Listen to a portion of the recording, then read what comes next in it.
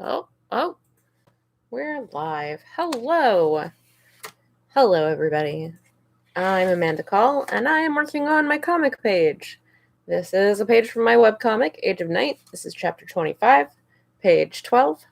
I did all the drawing on the stream, except for a little bit down here that I finished after last week's stream, because I was real close to being done, and I didn't want to have to switch gears from drawing to lettering and inking at the very beginning of this stream. So I did finish up just a tiny bit in this section of the pencils after the camera was off last week. So now we're going to move on to some lettering. There's only 3 little word balloons on this entire page, and they're all right in this first panel.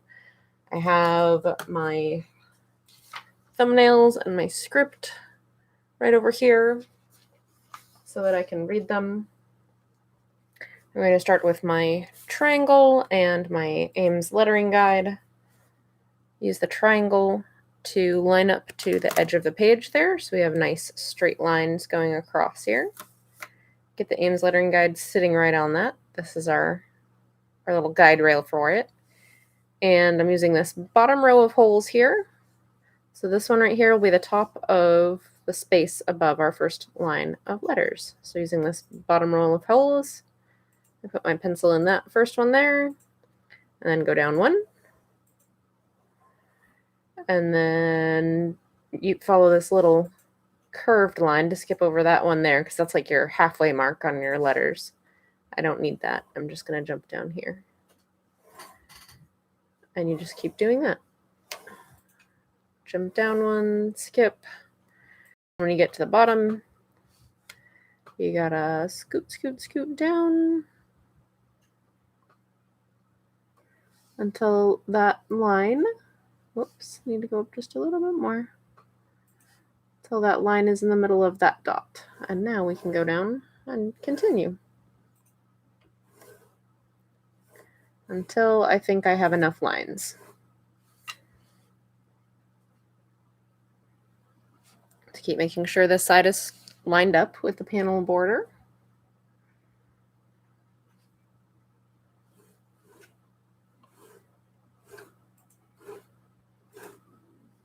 That should do. Okay, so now I have a bunch of guidelines for my letters.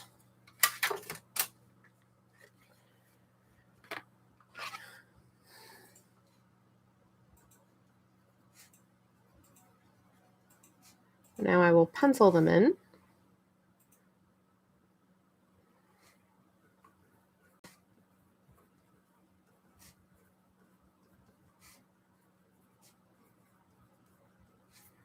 So that if I don't get them placed quite right, I want to keep everything kind of centered and fairly even. So I do that in pencil first, so that if I don't quite get it right, I can erase it and try again.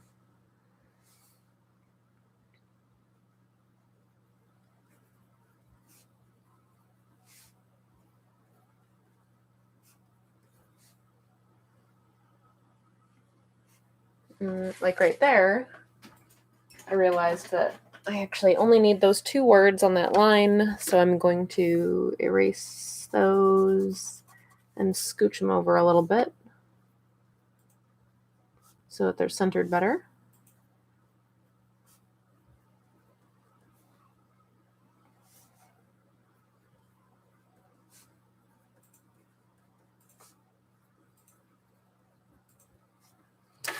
There we go.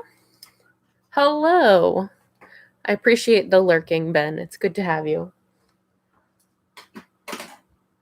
All right, so that was it. That's all the lettering. It's just those 3 little word balloons. So now I can start inking the letters with my Royal Talons India ink.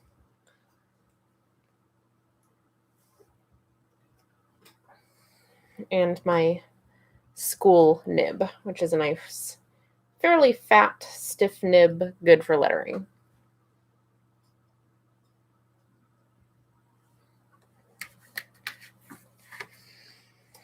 And then you kind of do each stroke, each like section of the letter, you do kind of as a separate movement. You pick your pen up off the page in between each one.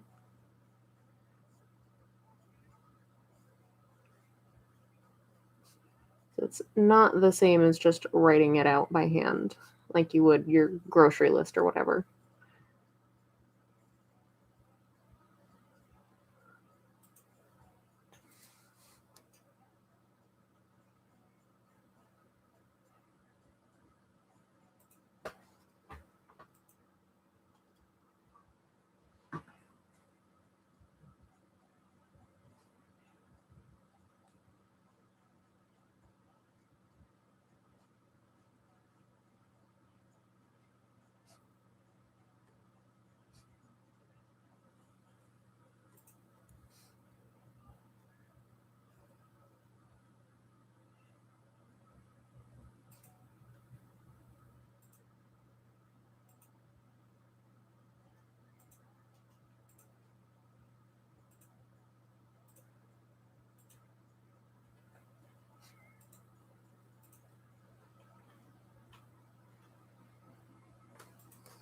Kind of went over the word lost a couple times to kind of like make it bold for emphasis. That's the word that Drake is stressing in this sentence, as long as you don't get us lost.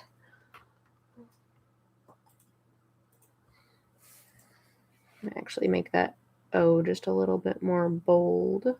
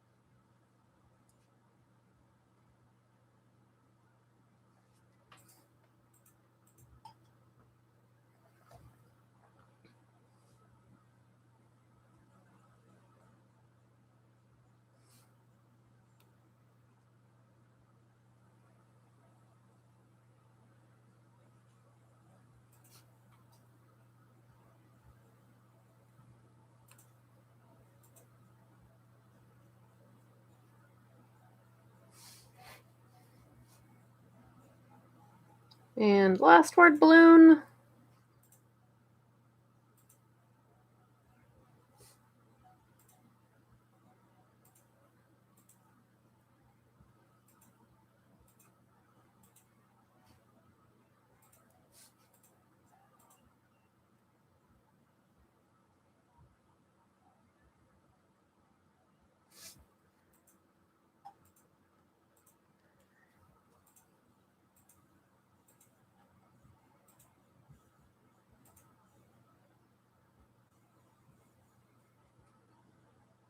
There we go. And that's it. That's all the lettering. That's all the lettering today. So, what I need to do now, after I clean my pen out, try to get any sticky ink off the handle there.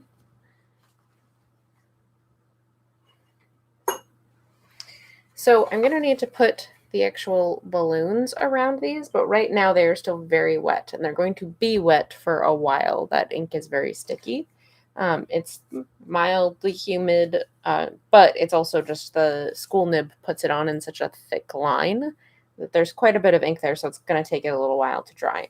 So while I'm waiting for those to dry so that I can put balloons on them, I'm just going to jump ahead to another panel and start working on the inking over here so that I'm not just standing here doing nothing during the stream. This would normally be the part of the process where I would like go get a new cup of coffee or something.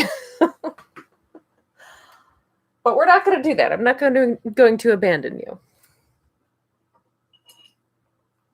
So I'll now switch over to my little 107 crow quill. Literally watching ink dry. Yes, hungry. It's so nice of you to join us.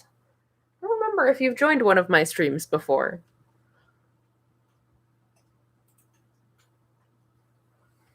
I normally see you on the Chaotic Goodcast. All right, so I'm going to start working back here. Just a very light line for these like background mountains. I'm not sure what I'm going to do for any kind of shading on them yet. We'll see what the rest of the panel looks like first. before I make that decision.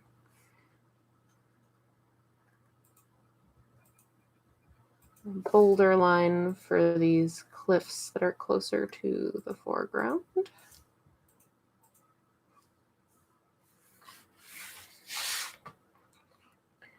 And I can start adding some rocky texture in there.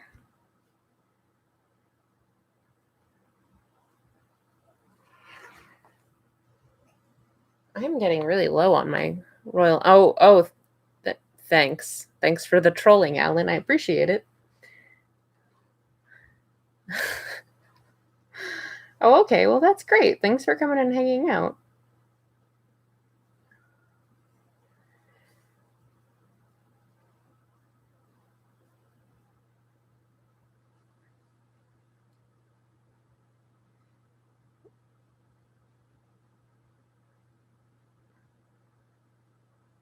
I like it when I actually have people in the chat, because otherwise I sometimes space out and forget to talk, and then you just hear like the birds outside my window.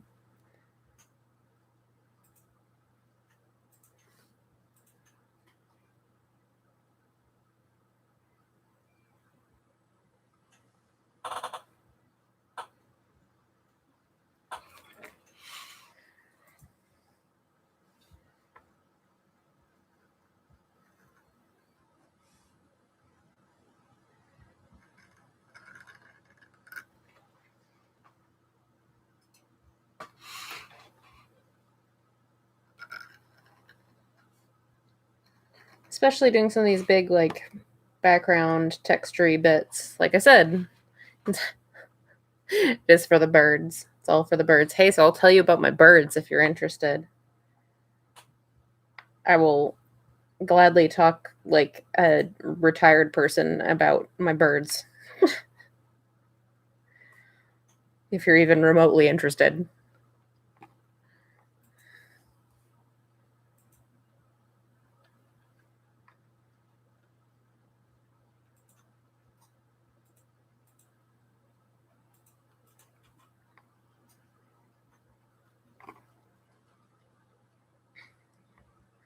Or even if you're not, maybe I'll subject you to it anyway.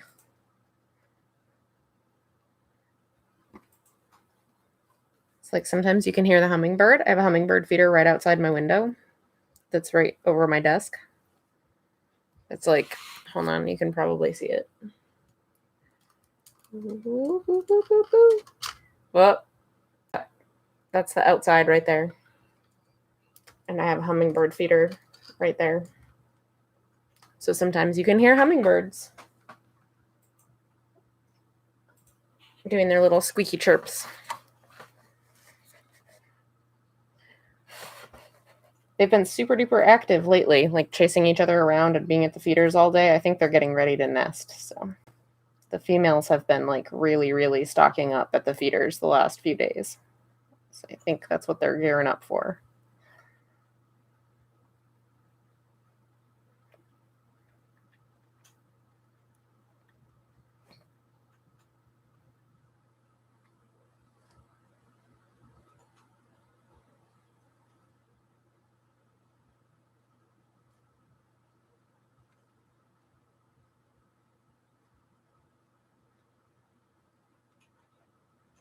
Rock texture. I don't want to overdo it because this is still supposed to be like the middle of the day. So we're not going to do too much rock texture there.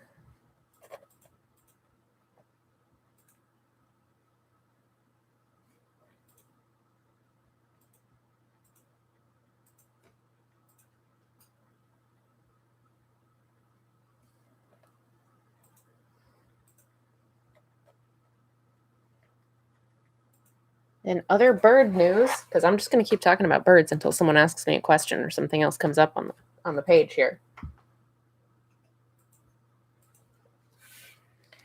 I have an indigo bunting nesting in my blackberry patch, which I can see out my kitchen window. And when I'm out in the yard, I can hear her singing.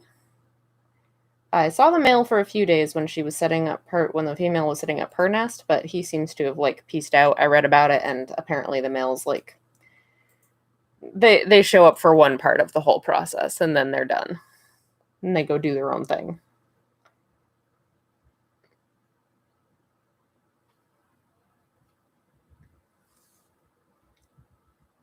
So I haven't seen him in a while, but she's definitely nesting in the blackberry patch. I can hear her out there singing all the time, and she bops around, feeding and hanging out. I don't think that our babies have hatched yet, but they could be hatching pretty soon. If I could be a bird, would I? I mean, probably not. I think being a human's pretty all right. I really enjoy watching birds, though. It's one of my favorite parts about living in the country.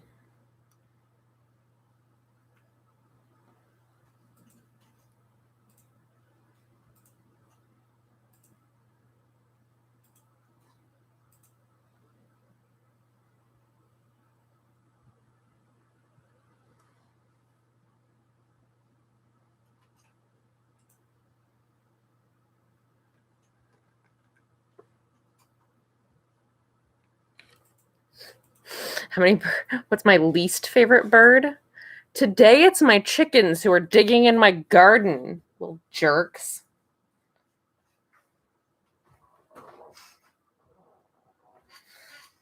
Just today, though. I don't really have any trouble with Canadian geese. They're not bad. They're fine.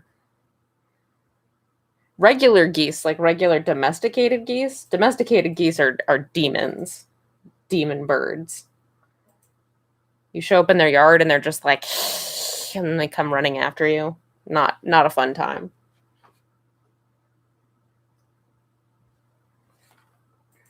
I don't know what has gotten into my chickens today. They normally, like, they might wander into the garden, but if I chase them out, then they're like, oh, yeah, that's right. We're not supposed to be in the garden. And then they leave it alone the rest of the day. Today, they've been in there all day, digging holes, killing some of my bean plants, digging holes. I'm not enjoying it. Getting pretty frustrated.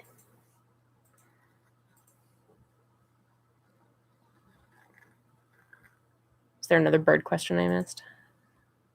My favorite? Oh, favorite bird. Oh, gosh, that's hard. I don't know what my favorite bird would be. There's so many that I really like.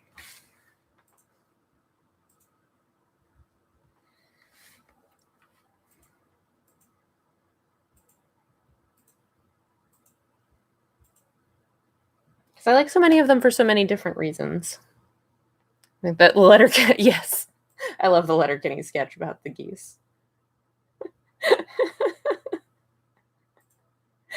I want to make Mertries get so, like, upset about how much they love the Canadian geese. Oh, that's great.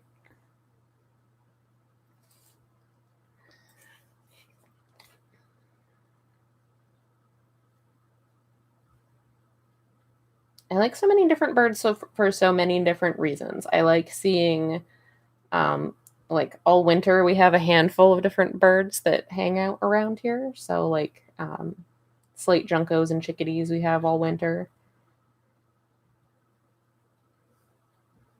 So those are really fun because they're, like, nice and they're like one of the few birds that we actually have all winter. So it's just really nice to actually look outside and still see something alive and moving around when everything's covered in snow and frozen. But it's also really exciting in spring when the robins first turn back up, and then a little while later the hummingbirds turn back up, and hummingbirds are really cool.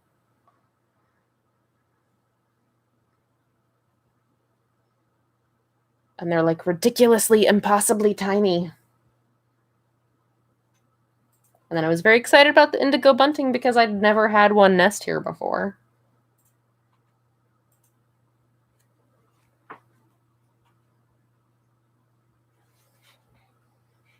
We also have bald eagles that nest not far from here, so we're, like, in their territory, so we can hear them screeching and calling and watch them fly around overhead. Sometimes we see them down in the river eating stuff.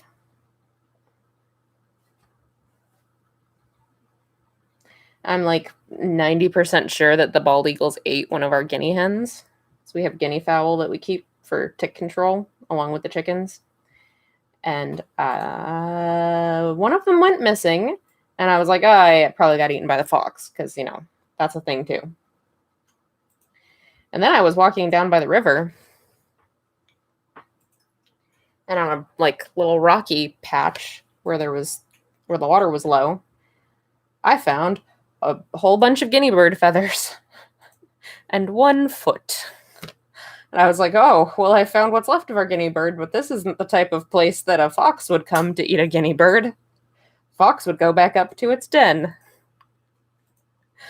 And then I found a bunch of eagle feathers right around the same spot. And I was like, oh no, I'm pretty sure the bald eagle snatched our guinea bird and brought it down here to eat.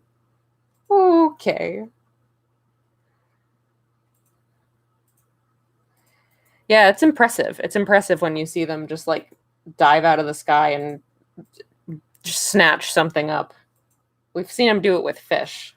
I've never watched them do it with any kind of land animal, but I've watched them do it in the river with fish before, which is especially impressive because it's like, I can't see a fish from up in the air. Like, that's crazy.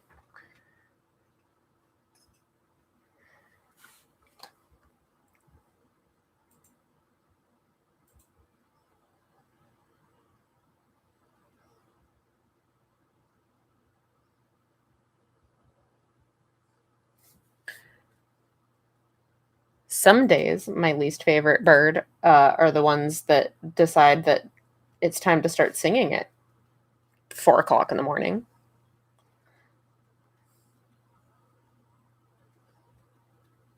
That's usually only in like the beginning of summer. What was this? There was another one. What's your favorite bird mascot on a breakfast cereal? I can only think of one bird mascot on a breakfast cereal. I also don't like eat cereal, so the only one I can think of is Toucan Sam. He's cool. Toucans are cool. I don't like Fruit Loops, though.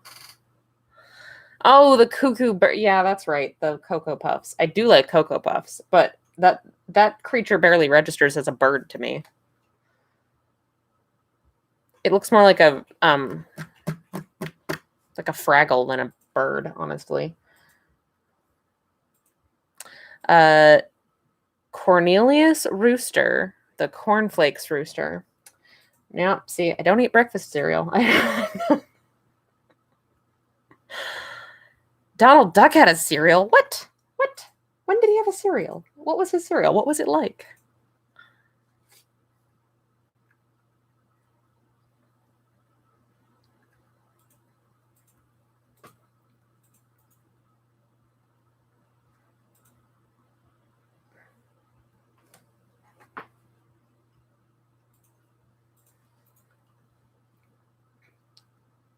What was Donald Duck's breakfast cereal like? Was it one of these things where it was just like generic squares of like sugared puffed grains, and they were like, yeah, he's got his own cereal. I'm sorry you're disappointed, Alan. It's just not a thing.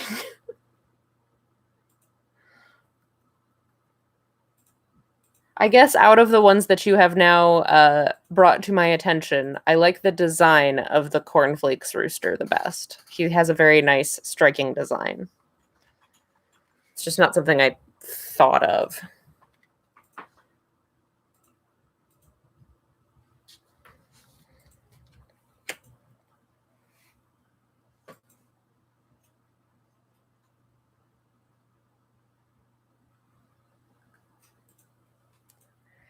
Of course, I picked the most boring cereal. You know what my answer for like favorite cereal mascot would be? The like bear on the side of my hippie granola that I put on yogurt. I don't eat breakfast cereal.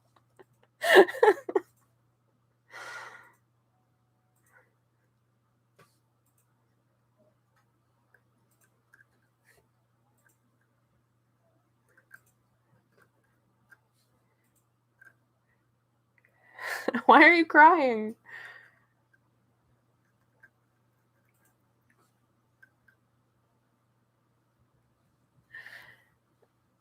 My favorite alcohol-based bird mascot. Ooh, okay. I can still only think of the toucan because that's the one for Guinness. So, you know.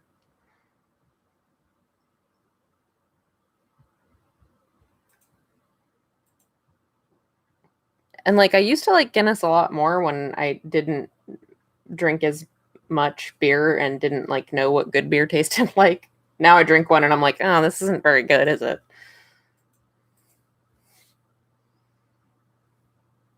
Like it's fine. It's fine if you're like somewhere where the options are a whole lot of not very good things and also Guinness. It's like, yeah, I guess I'll drink the Guinness.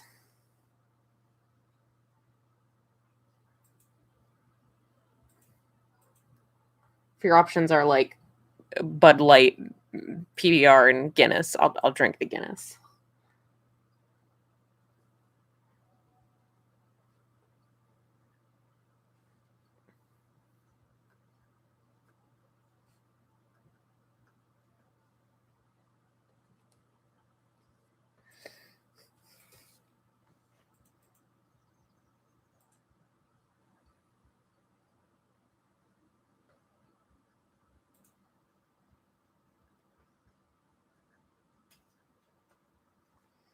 Adding little, you're Adam. You did do your job. You did a great job, Ellen. I appreciate it. That was some A class trolling there.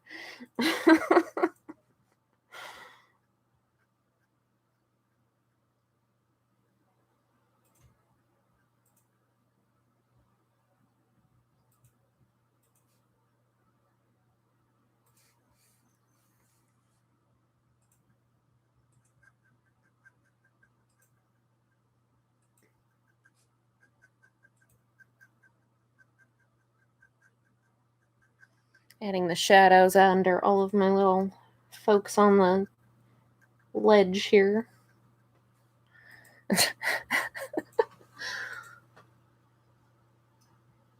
I appreciate the love, and I respect the honesty about the boredom.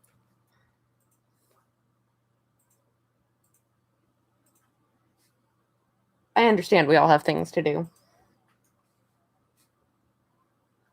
And a lot of times our schedules are very conflicting, which is very annoying. It's like um your weekly streamed game, the Yukon Dark game, like I really want to watch it while it's happening, but it's at the same time as a weekly like playtest and development meeting that I have every single week.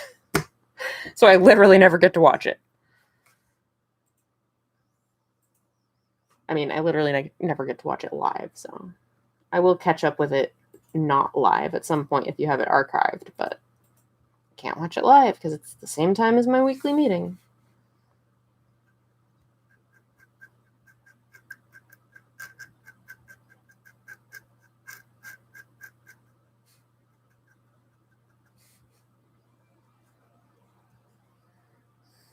Okay, cool. Ooh, season finales this week. Oh, that's perfect. That means I can go through and just like binge the whole thing at my leisure and not be like, oh my gosh, when's the next one?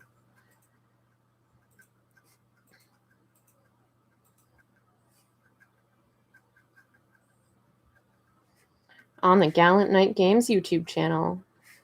You heard it here, folks. Go check it out. Like everything about it looked really cool, and I really wanted to watch it, but it's like, oh, why am I at this precise time?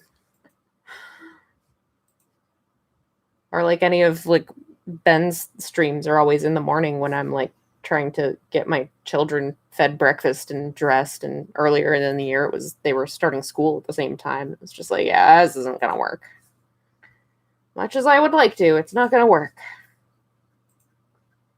Sometimes that's just how it is.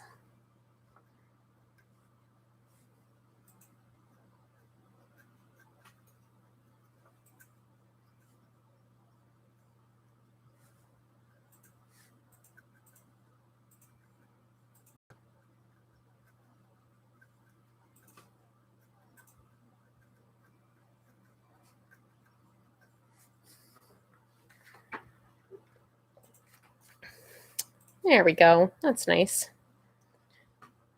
Have the lines. I mean, it seems like kind of obvious, but I'll point it out anyway.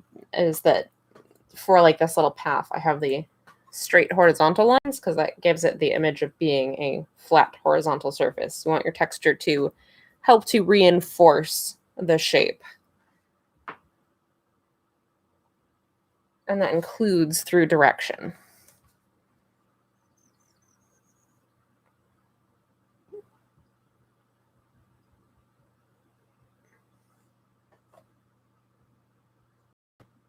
Which is why I like these textures, even though a lot of them are just little dots. Anytime that there's like a longer line, it's going vertically.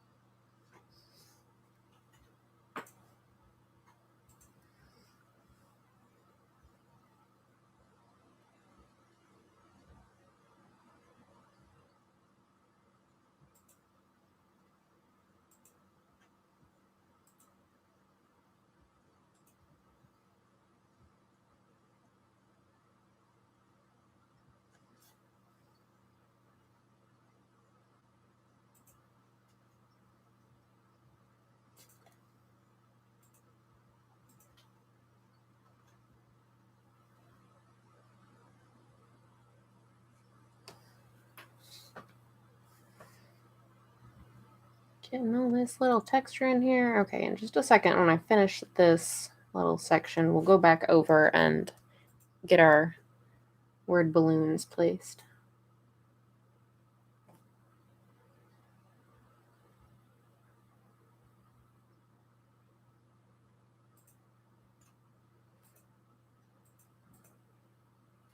Let's see how far we get this evening. I usually only have these live streams go for about an hour, because it's kind of a long time to be doing art and not taking a break. It's good to get up and stretch and go get a drink, which is something we should all do. We should all get up and stretch, get a drink.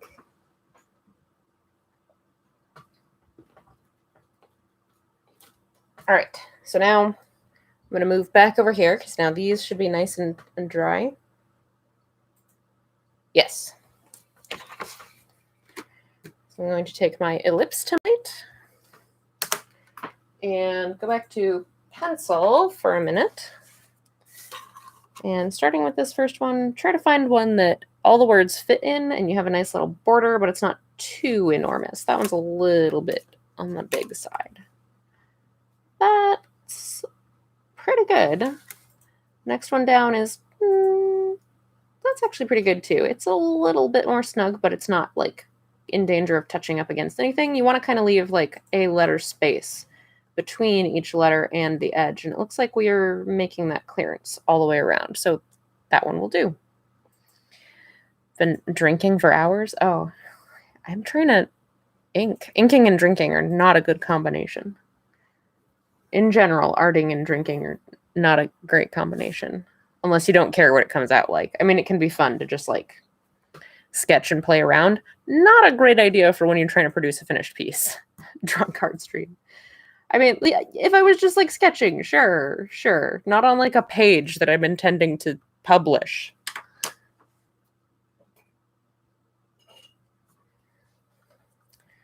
All right, I figured out where that is, where the tail is going to go. So I'm going to take out my Pitt pen. This is a fine Pitt pen. And get that lined back up. And this is a dying Pitt pen that's giving me a very sad line. So I'm having to go over it a bunch.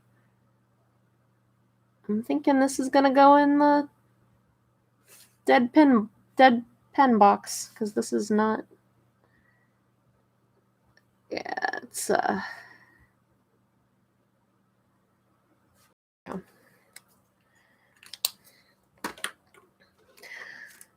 Alan wants me to do a drunk art stream. I don't know about that.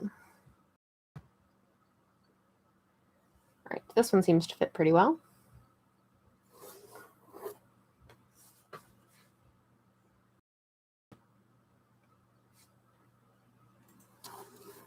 And that one here, and we'll connect them, a little connecty one, and a tail down here, pointing to Thel, because he's the one speaking. Let me see if I have a pit pen that's less dead. Got a little more life left in it. Whoops, not that one. That one. This is why I do these, like, draw it and then immediately ink it, because I forget which one I did, and rather than having to go through the whole template trying to find the right one. There we go, much better. I just draw them and then immediately go back over them with ink so that I don't forget what I'm doing. And these little like connecty bits and the tails, you can use like a French curve for. If they're especially long, I will use a French curve, but if they're little short ones like this, I just freehand them.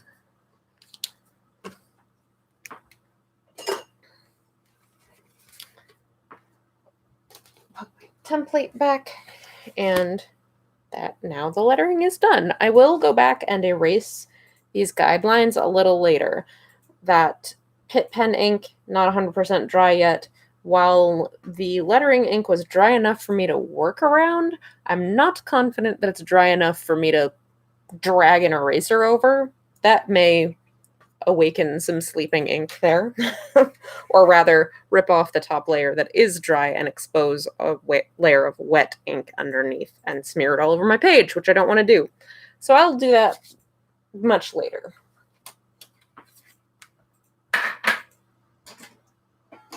Like maybe tomorrow or right before the next art stream, I will actually, in a week, will I actually erase those.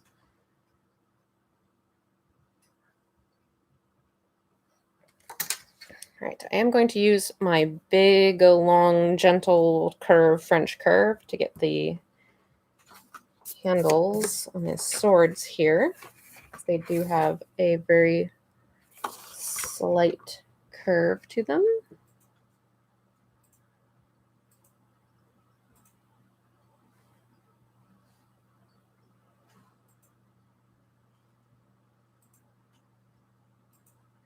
They're not completely straight. They would look kind of goofy if they were completely straight, so doing this with a French curve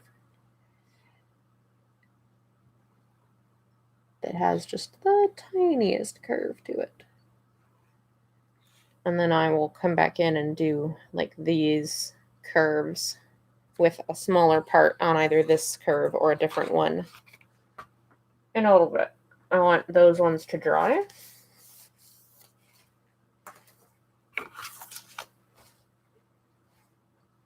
So in the meantime, I will move on to another panel while I wait for those bits to dry. Sometimes it's actually kind of necessary to just jump around on the page a little bit.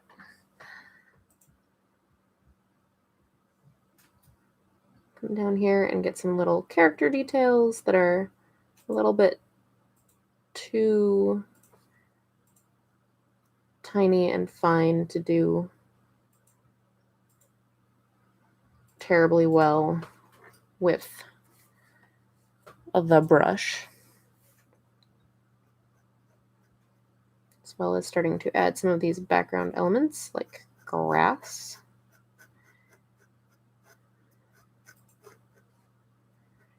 I like to do the shrubs in brush though. I like the kind of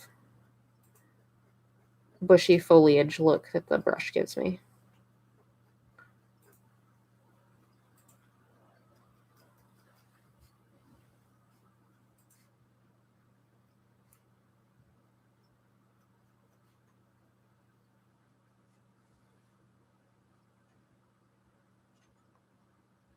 And I've got my little thorny bush here.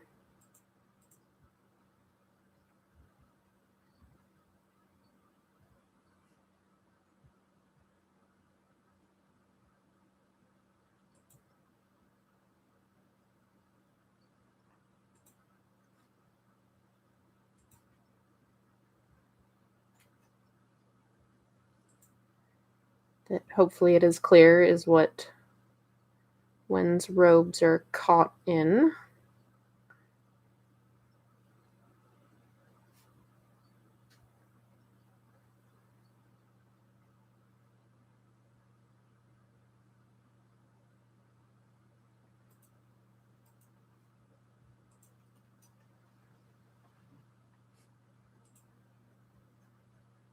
No, I still haven't decided what I'm doing up here yet. I will get back there eventually. Still thinking about that one.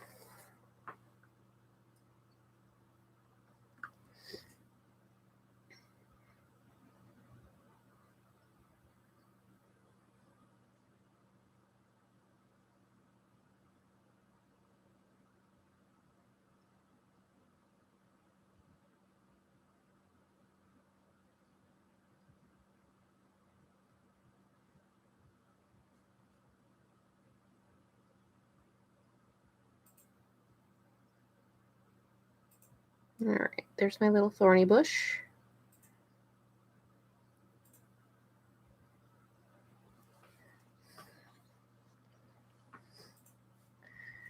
And let's see. Those I will probably all do. This one I will do. I don't really want to have like a really dark splotchy ink texture, like brush texture in here, because that would be a little bit too much, I think. So I'm gonna do that one in. Hello, Spud. Yeah, so I actually saw a thing. Saw a thing people were talking about this on Twitter recently. Of like, a lot of people don't even like to use oval templates. They like to draw what they call squircles. So it's like a vaguely squarish circle. Doesn't have the very narrow tapered ends of an oval. And the reason for that is you will see that on some of these, like this particular word balloon right here, there's actually a fair amount of wasted space on the edges here. Sometimes you can get your words to line up in such a way that they really make the most of an oval, like this one, these three lines that have that nice shorter, slightly longer, slightly shorter kind of formation to them. Then they really make pretty good use of an oval. But a lot of times you end up with more like boxy text. And a lot of times, what people choose to do for that, or what they choose to do all the time, just stylistically, is to instead draw a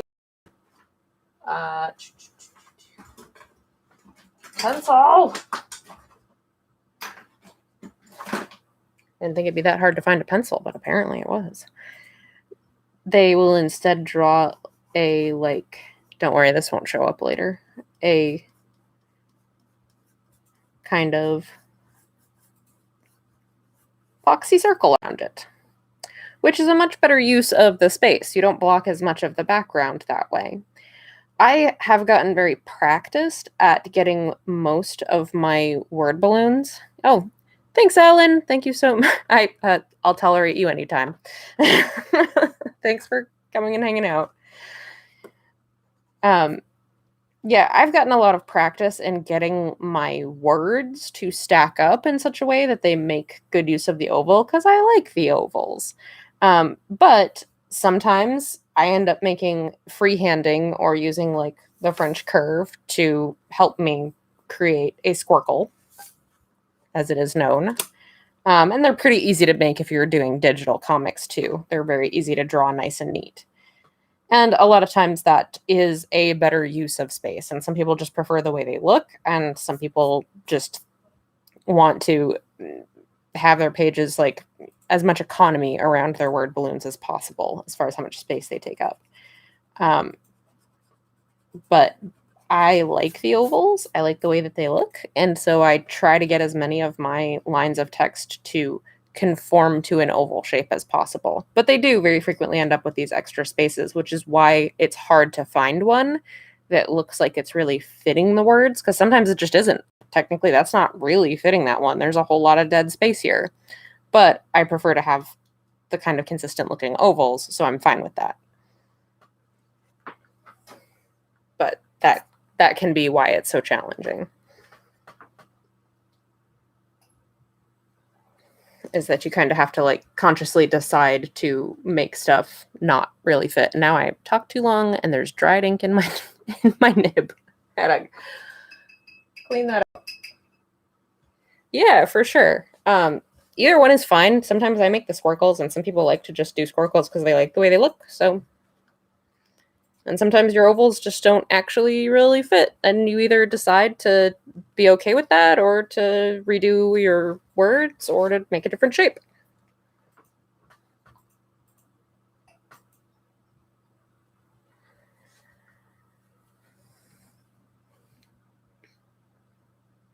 Keep making this, doing the background in this panel for a minute here. I probably could go back up there now since I went on a little bit of a rant there, mini rant.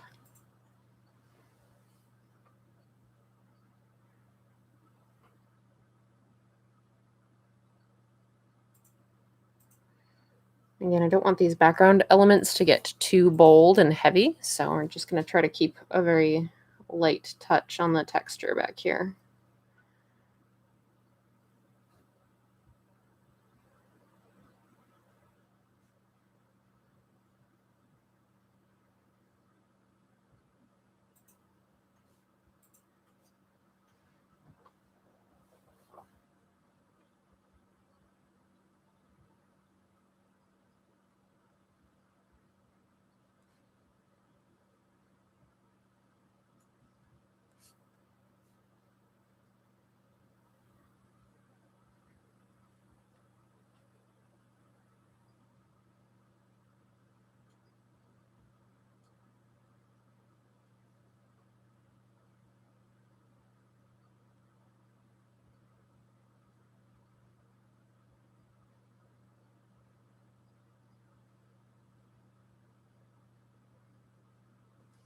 There we go. That's some rocks.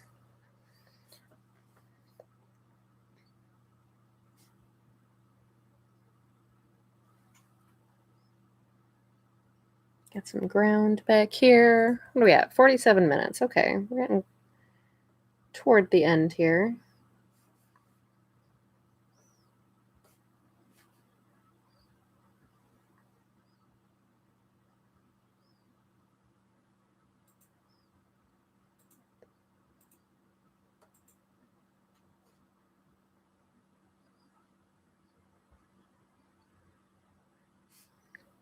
Because, of course, this page I have gone back to a whole lot of background, a whole lot of stuff in the background, a whole lot of textures and elements and stuff. So this page will probably take me a good amount of time compared to the previous ones I was doing where it was nighttime and everything was floating into blackness. The background is darkness.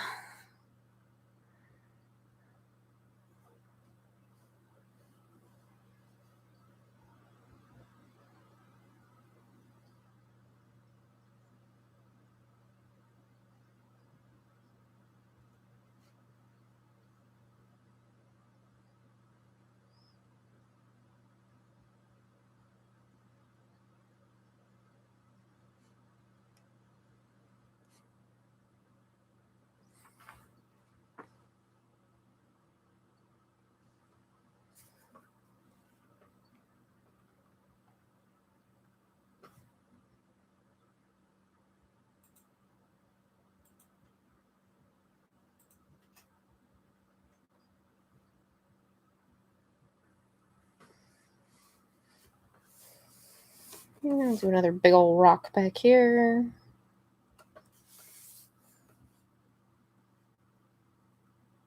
I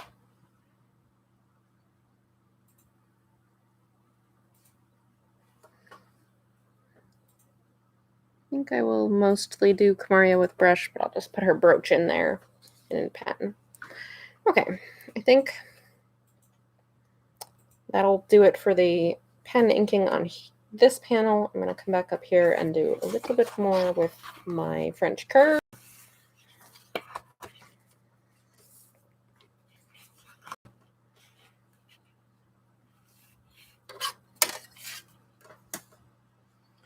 Try to get this little, match this little curve on his sheath.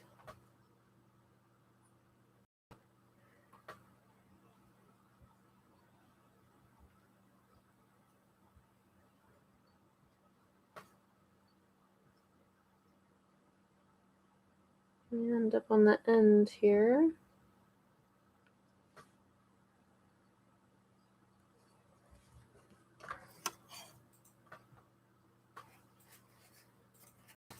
Doing these, like, using the French curve for any of these, anything that's like an oval or a round object, it just like takes forever because it's like I can get this side of this side, and then you have to do it in like quarters.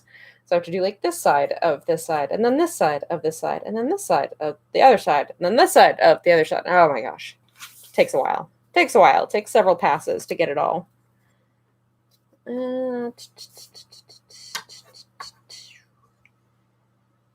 Yeah, we can get that to work, I think.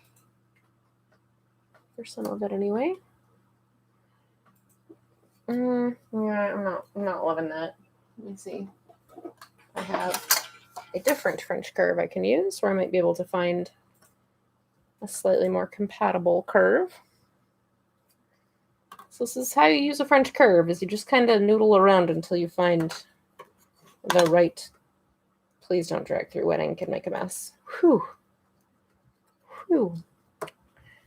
You just kind of noodle around until you find the right curve for what you're trying to do. That looks pretty good. For this part anyway. I'll worry about the other part next. There we go.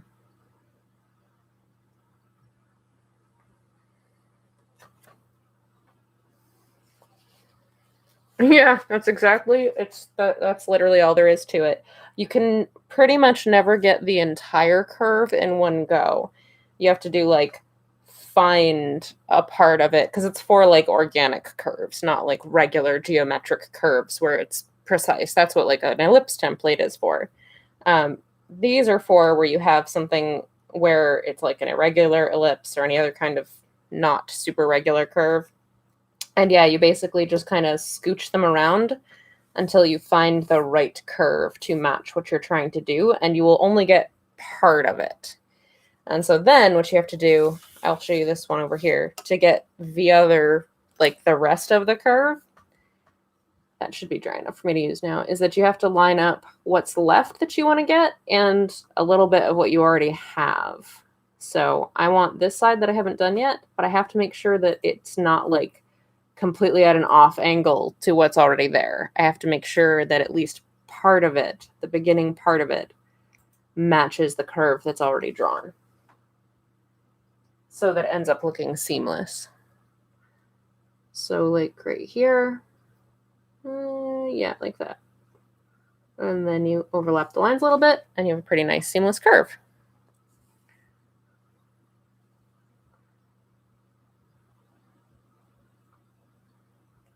Like that.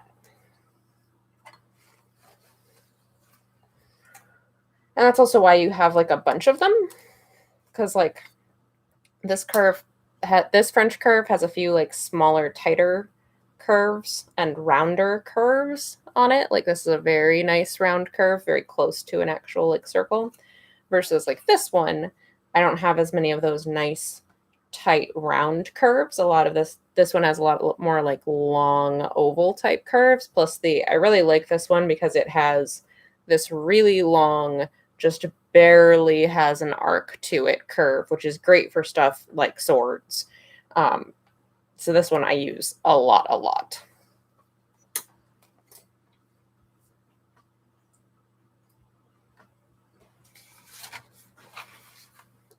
That is how a French curve works, more or less. Oh my goodness, we've got like 5 minutes left.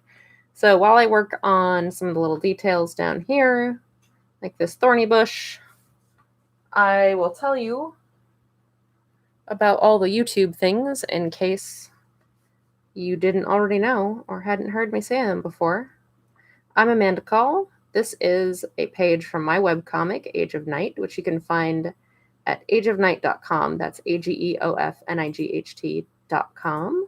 It's a fantasy webcomic. You can read the whole thing for free online, and I update every Wednesday with a new page. While it's all available for free, you can also help support my work by supporting me on Patreon, and that's patreon.com/ageofnight. patrons get the comic a week early. So whatever's posted publicly this week, they already saw a week ago, and they see the next page ahead of that. You also get like free comics for signing up and get to see other behind the scenes stuff and other comic projects I'm working on and all that kind of fun stuff. You can also buy copies of the comic. You can get PDF copies from Skirmisher's website. It's skirmisher.com. And also from the One Bookshelf family of websites. So that's Drive-Thru RPG, Drive-Thru Fiction, and Drive-Thru Comics. You can buy ebook versions. That's a Mobi file. And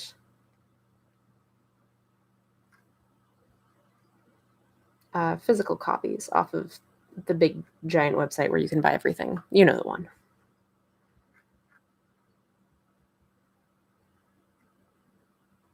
If you like watching these videos, you should subscribe to this YouTube channel.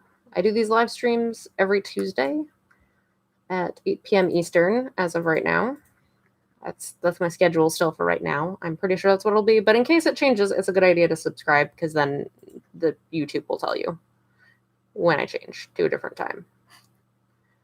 I do other videos too, like actual edited videos, like time lapses of me creating art and some where I just sit in front of a camera and rant. I mean, people seem to like those too. You can also follow me on Twitter at Age of Night and Instagram at AmandaCallArt. All right, I think that is pretty much going to do us for this evening. I kind of want to work on this leaf, though, because these leaves are just so fun.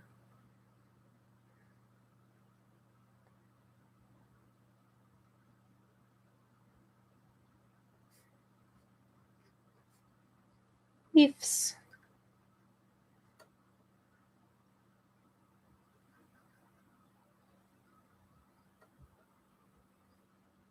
Those are fun. Fun little leaves. Okay. I'm going to finish this leaf, and then for reals, I'm going to be done for tonight.